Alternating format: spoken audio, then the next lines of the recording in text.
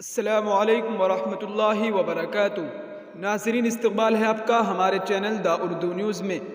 عالمی عدالت انصاف نے جمعے کو اسرائیل کو حکم دیا ہے کہ وہ غزہ میں نسل کشی روکے۔ نسل کشی پر براہ راست اکسانے کا عمل روکنے اور اس ضمن میں سزا دینے کے لیے اقدامات کرے۔ تاہم عدالت نے جنگ بندی کا حکم نہیں دیا۔ غزہ پر کئی ماہ سے جاری اسرائیلی جارحیت کے بعد اسرائیل کے خلاف نسل کشی کا یہ مقدمہ جنوبی افریقہ نے دائر کیا تھا، جس کی سماعت کا آغاز 11 جنوری کو ہوا تھا۔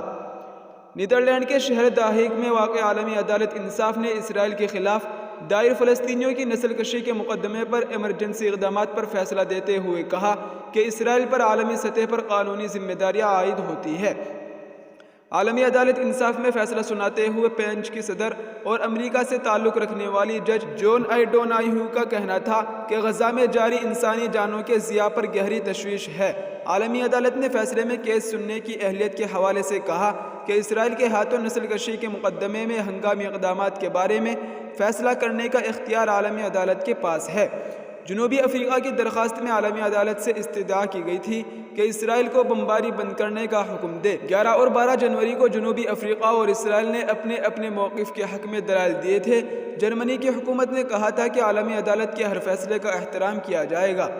اسرائیل کی درخواست کے کیس کو خارج کیا جائے، اس کو نہیں مانا گیا اور مقدمے آگے چلے گا۔ فیصلے میں مزید کہا گیا کہ بظاہر نسل کشی کے خلاف کنونشن کے تحت فلسطینی شہری محفوظ گروپ لگتے ہیں۔ اسرائیل کو یہ یقینی بنانا ہے کہ نسل کشی نہ کی جائے۔